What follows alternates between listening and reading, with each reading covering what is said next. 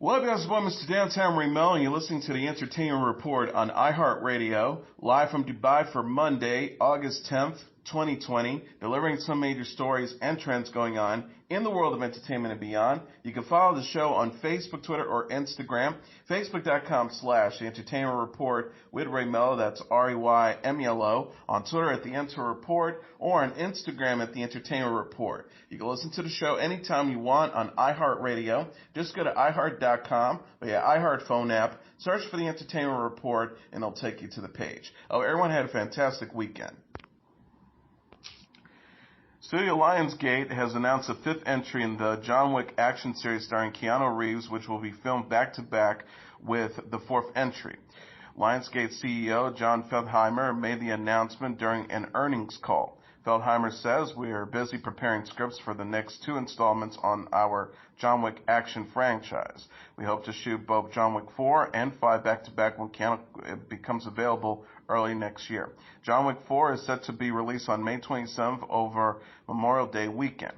A release date for the fifth installment was not announced. Reeves is filming The Matrix 4 for Warner Brothers after production was halted in March due to the COVID-19 pandemic. The John Wick series has grossed over $584 million worldwide, with 3 films featuring Reeves as a hitman who comes out of retirement. The actor will next be seen in Bill and Ted's Face the Music, which will be released in selected theaters and video-on-demand service on August 28th. Reeves also stars in the video game Cyberpunk 2077, which is coming to the PlayStation 4, Xbox One, and PC on November 19th. A sequel to the 1987 Dirty Dancing movie is in development at Lionsgate, and original star Jennifer Grey is set to return in the follow-up film. Grey, who starred in the original as Frances Baby Houseman alongside the late Patrick Swayze as Johnny Castle, is also executive producing the sequel. Jonathan Levine is directing based on a script by Mickey Daugherty and Tobias Akanis. Lionsgate CEO John Feldheimer said in a statement, "It'll be exactly the kind of romantic nostalgia movie that the film franchise fans have been waiting for, and that have made it the biggest selling library title in the company's history." The original Dirty Dancing follows Baby as she falls in love with Johnny, her dance instructor, at a retreat in New York's Catskill Mountains set during the early 1960s. The film grossed $214 million worldwide and won an Oscar and a Golden Globe for the original song "I've Had the Time of My Life," a duet performed by Bill Medley and Jennifer Warnes.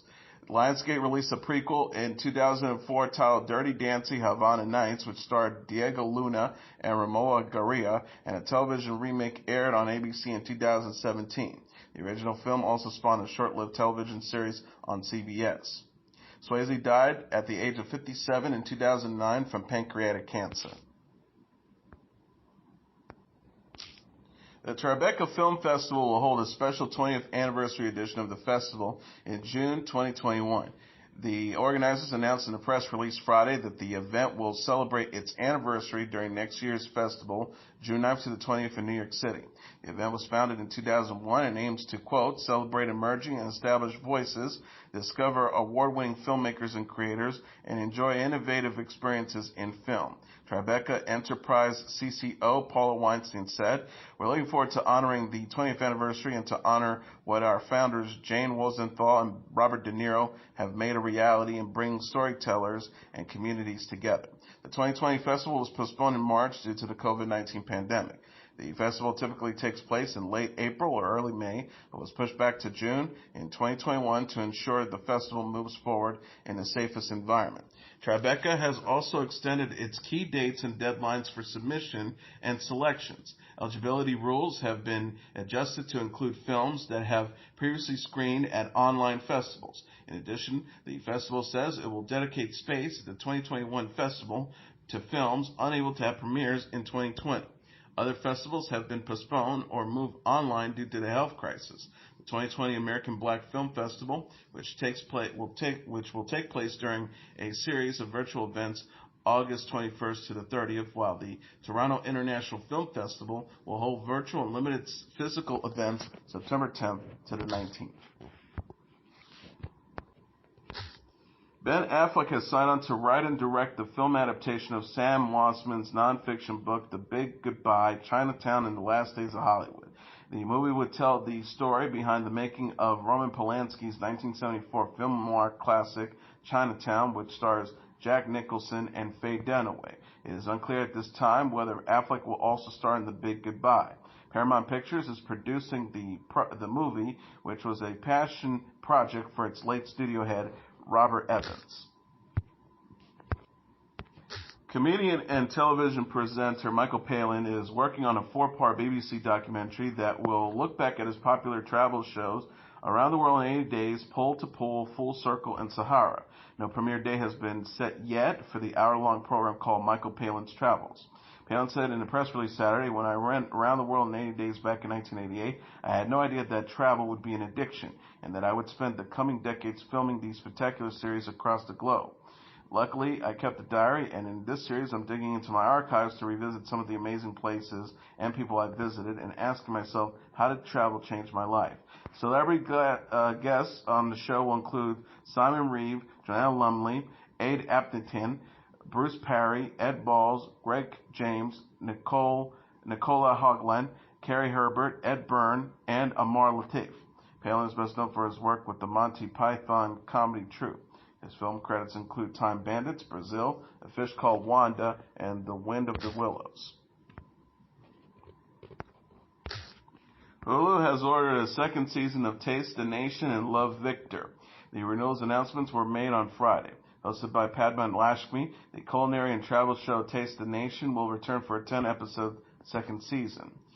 The synopsis reads, Taste the Nation takes audiences on a journey across America, exploring the rich and diverse food culture of various immigrant groups, seeking out the people who have so heavily shaped what American food is today. From indigenous communities to recent immigrant arrivals, Padma breaks bread with Americans across the nation to uncover the roots and relationships between our food, our humanity, and our history, ultimately revealing stories that challenge notions of identity, belonging, and what it means to be American.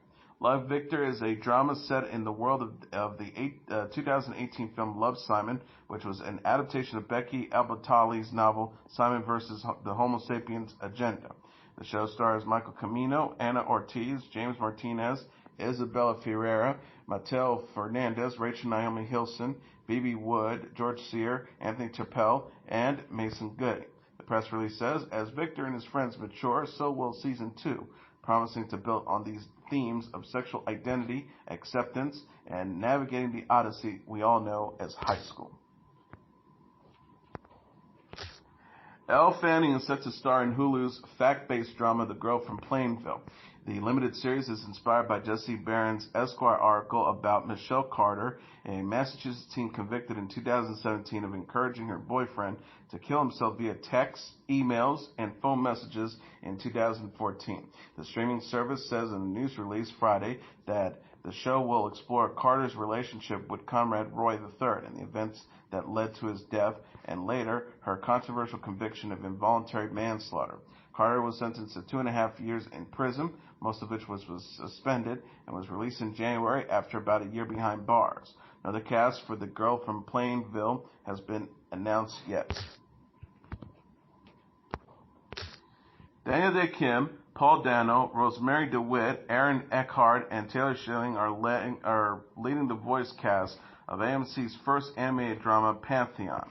The vocal ensemble will also include Ron Livingston, Chris Diamantopoulos, Raza Jaffrey, Scoot Maneri, Anika Noni Rose, and Greg Griffin. The show is about what happens when human consciousness is uploaded to a supercomputer. Based on a collection of short stories by Ken Liu, the TV series was created and written by showrunner Craig Silverstein, whose credits include Turn, Nikita, and Terra Nova. Silverstein said in a press release on Friday, Ken's engaging and thought-provoking short stories paved the way for a deeply gripping series, and I couldn't ask for a greater group of talented voices to bring these complex characters to life.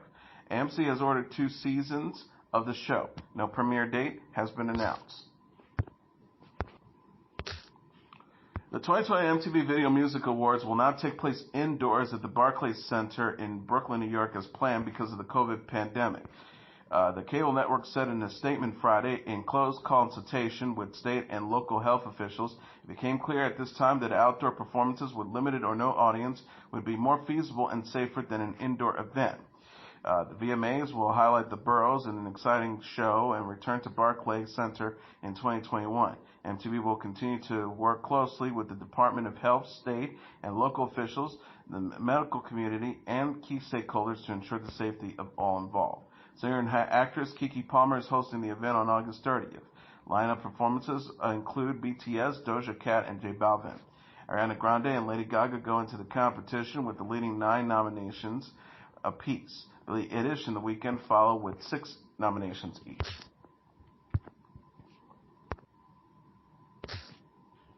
Christopher Eccleston is to reprise his role as Doctor Who in a series of 12 audio adventures the project's producers announced Sunday.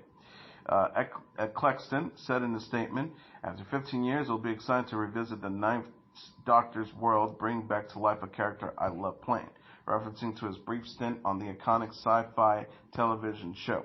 Big Finish Productions said Sunday that the episodes will be voiced by full cast and released in 4 box sets starting in May. Big Finish chairman Jason Haig-Ellery says, I first talked to Christopher about the returning to the role of the Doctor at the Gallifrey 1 convention in February this year. Christopher said he was enjoying his meeting with the fans and was pleased that his Doctor was remembered so fondly, indicating he would be open to discussing a project with Big Finish. And then the pandemic happened and then moved both quickly and very slowly. Over recent months, ideas have been exchanged and discussions had. I am so pleased that Christopher has decided to return to the role with us, and I'm excited to welcome him to the Big Finish family as we discover the new adventures of the 9th Doctor. The COVID pandemic has caused live-action TV and film productions to shut down around the world in recent months, leaving many actors to pursue voice work or tape their live performances via video conference technology. Eccleston is also known for his roles in the TV shows Heroes and The Leftovers. Reality television personality Kelly Osbourne says on Instagram that she lost 85 pounds. Osbourne, 35, captioned a photo of herself sitting in a car sporting a Seville new look and a sporty red Gucci jacket. Today I'm feeling #Gucci. Television personality Janine May's mother commented on the selfie saying, oh my gosh, she lost a lot of weight. Osbourne replied, at the Mama May, that's right, Mama May, I lost 85 pounds since I last saw you. Can you believe it?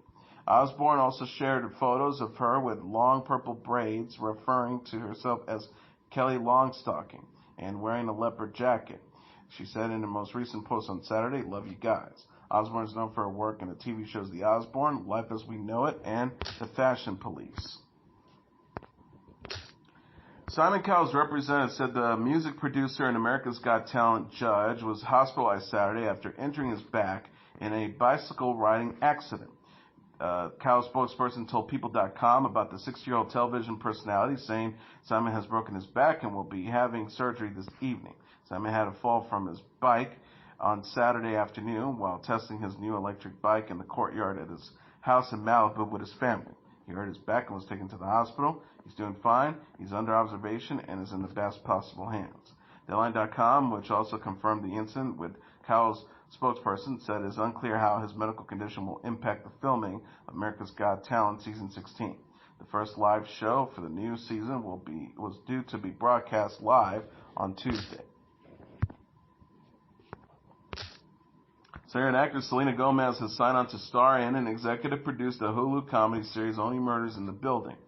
The cast also includes longtime friends and collaborators Steve Martin and Martin Short, who are producing the project. A news release for the streaming service said Friday, the series follows 3 strangers who share an obsession with true crime and suddenly find themselves wrapped up in one. Martin co-created and wrote the series with John Hoffman, whose credits include Grace and Frankie and Looking. Gomez will later be seen this month in the HBO Max cooking show Selena Plus Chef. She also recently released a music video called Past Life with Trevor Daniel.